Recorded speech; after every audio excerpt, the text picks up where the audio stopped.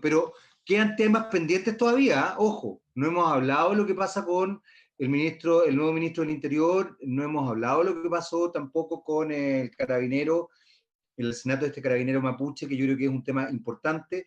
Creo que profundizamos, eso sí, en la visita de Piñera a la Araucanía, y algo que es re importante también es justamente establecer esta importancia, esta idea de lo sustancial que es que los escaños reservados se respeten y se logren llevar a cabo. Nelson, pero tú estabas ahí quedaste con la palabra pendiente cuando nos quedamos congelados.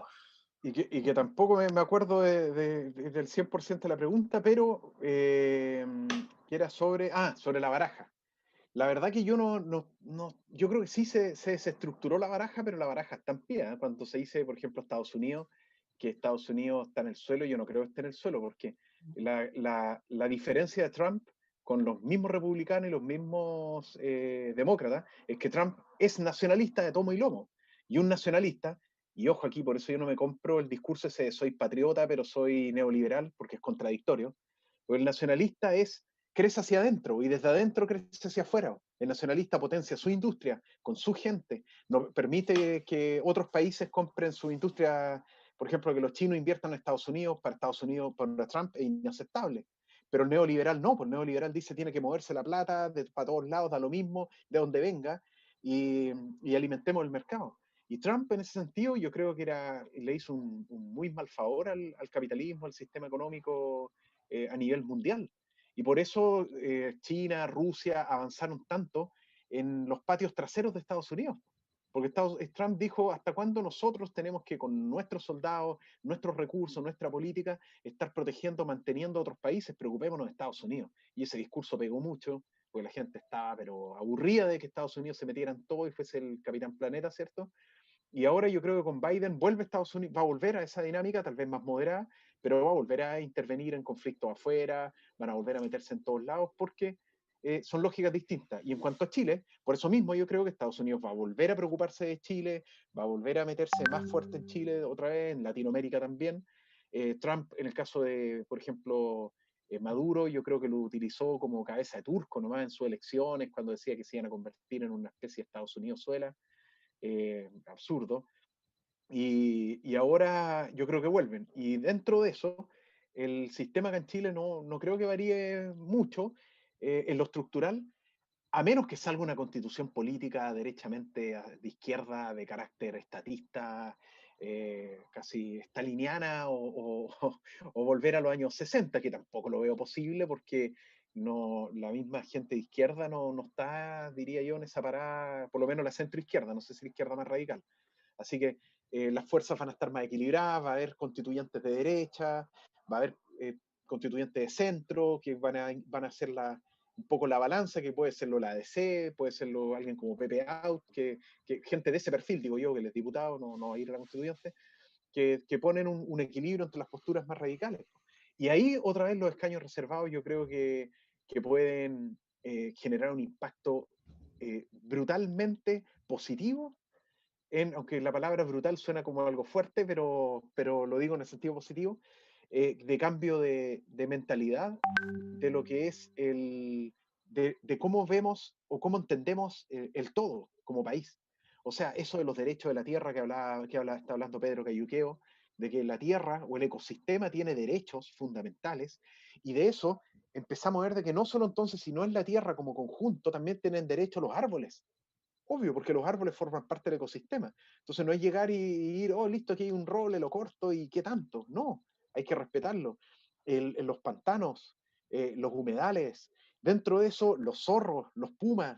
Y así esto de los derechos de la tierra al final incluye también los derechos humanos, porque si nos entendemos como parte de eso. Nos salimos de este traje antropocéntrico y decimos somos parte del todo, los derechos de la tierra finalmente van a consagrar los derechos humanos, los derechos de los animales no humanos, los derechos de todos, de todos, de todos. Y eso a mí como abogado ya ahí me apasiono con eso porque ya se daría unas discusiones jurídicas, porque al contaminar algo, al tirar una represa, no solo va a estar vulnerando los derechos de la tierra, sino va a estar vulnerando los derechos humanos también, Claro. de las personas que viven y que se ven afectadas ahí. Entonces, y lo interesante es que, por ejemplo, acá en Concepción, en Penco, quieren instalar un proyecto minero, se está discutiendo ahora. Había una termoeléctrica también ahí. Y los únicos que han estado preocupados de esta pelea han sido la gente de Penco, el alcalde de Penco, en general, de todos los sectores políticos de Penco, la junta de vecinos, pero Penco está al lado de Concepción, en línea recta, o de Hualpén, yo vivo aquí en Hualpén, estaremos en línea recta a lo mejor a 7 kilómetros o 10 kilómetros de Penco en línea recta.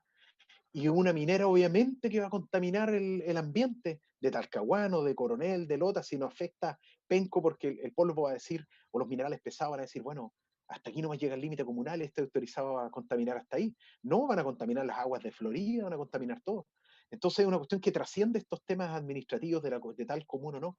Por eso creo que las primeras naciones son muy necesarias porque tienen una lógica, me refiero a la constituyente en todo, pero en la constituyente, porque van a inyectar dosis de siglo XXI.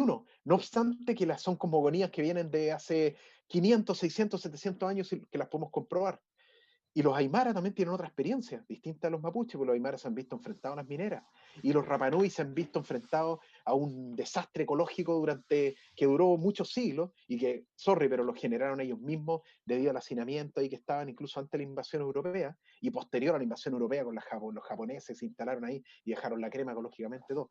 Entonces, en definitiva, yo no creo que la baraja se cayó, y creo que el sistema, los aspectos buenos que tiene, se pueden perfeccionar, se pueden mejorar y se les puede meter valores, moral y más moral a un sistema que puede ser muy beneficioso para todos y que finalmente eh, puede llegar a respetar el ecosistema si las cosas se hacen bien y sobre todo esa conciencia.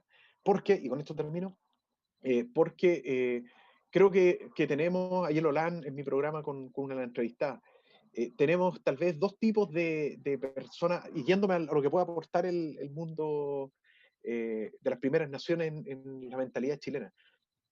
Tenemos tal vez las personas que contaminan o destruyen el ecosistema y que al final destruyen todo, terminan destruyendo la economía, terminan destruyendo la salud, terminan destruyendo todo. Tal vez tenemos dos. Unos que lo hacen por ambición, por avaricia, por egoísmo, profundo egoísmo, que obviamente son los que tienen el poder para generar estos cambios, y los otros son los que lo hacen por inconsciencia, también puede ser por egoísmo, el que se mete en una camioneta a andar en el 4x4, a mostrar lo seco que es, y la camioneta que tiene, y destruye todos los nidos que hay ahí de la especie de aves que puedan haber en las playas, y como no hay un marino al lado cuidándolo, al tipo finalmente le da lo mismo, pero creo que tenemos esos dos niveles. Y en el nivel, por lo menos, de la falta de conocimiento, la gente está empezando a tomar conciencia. La gente llama a la Armada cuando ve un tipo que se mete en una camioneta en una playa. Llama cuando ven de que están botando escombros en un basural. Tenemos una persona común y corriente está botando escombros versus decenas que denuncian esa situación. Entonces hay un cambio de conciencia.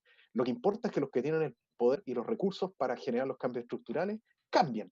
Y eso lo podemos forzar a través de la nueva constitución. Estás callada, Ana, estás callada. Ah, sí. Ah, estoy escuchando, Dani. No, sí, pero que. Muy Está bien.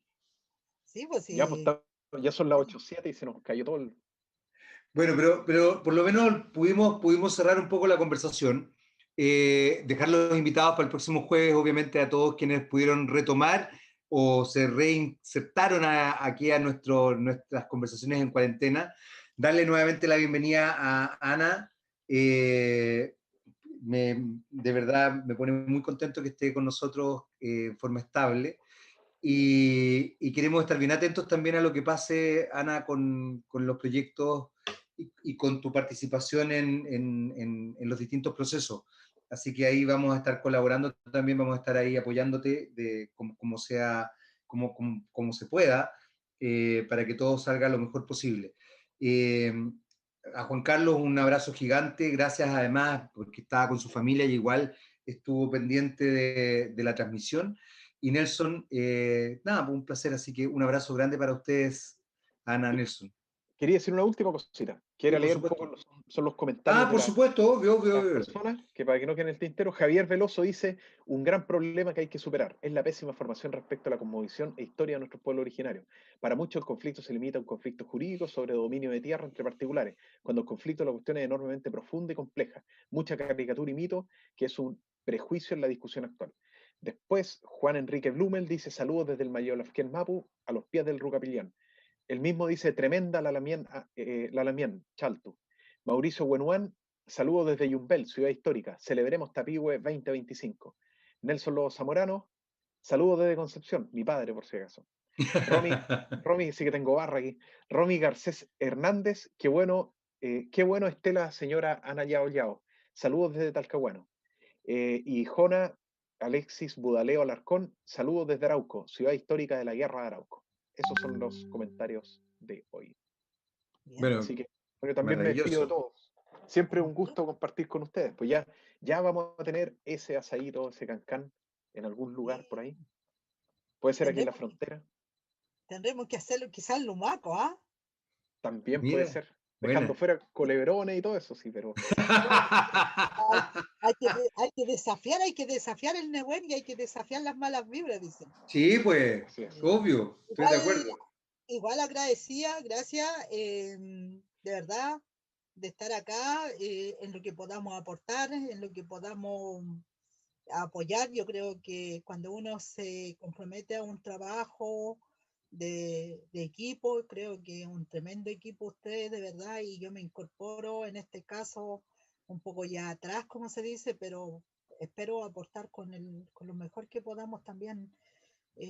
Quizá a lo mejor no somos tan estructurados en nuestras conversas, probablemente algunos esperan a lo mejor una estructuración más, pero yo creo que en la historia y a empezar a hacer conciencia, lo que decía Nelson, es así, conversando de forma suelta, en forma dinámica, y esto a veces llega mucho más, así que eso, igual si queremos estructurarnos, nos podemos estructurar. Yo igual me estructuro, yo igual me enojo, igual estoy enojado hablando.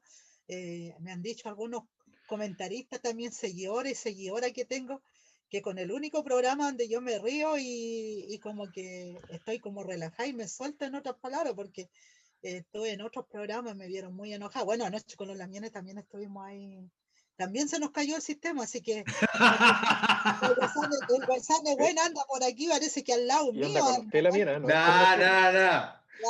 Nosotros nos dejaron tranquilos nosotros porque ahora Jaime tiene una conexión de lujo, porque antes Jaime era el atacado siempre y ahora ya no. Me sacaba. Sí. Ahora ya no, estamos impecables. Así y también saludar al Lamien Juan Carlos, que está por acá por Temuco, que esté bien, pasándolo bien con su familia. Y bueno, pues ahí estaremos conversando la otra semana cómo nos fue en el segundo año de conmemoración del Huaychape Camilo Cachillanca. Yo voy a estar el viernes. Nosotros nos movemos bastante aquí.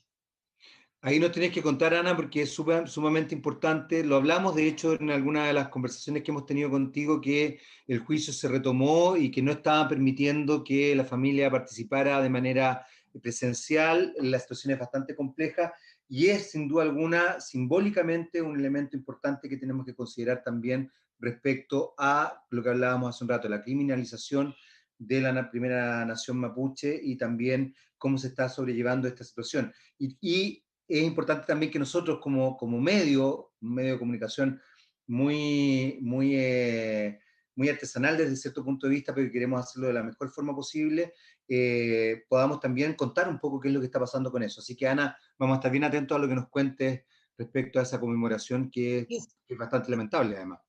Quizás sea una tarea para el próximo año, para el 14 de noviembre, que este flamante equipo se traslade a la misma comunidad de Temucuicui y conozca a la familia y esté y ahí pueda también. Sería muy bonito, sería realmente bonito. Y ahí quizá puedo servir de Boerquén y de intermediaria. Maravilloso. Sí, pues, maravilloso. Lo wifi. Sí. Maravilloso.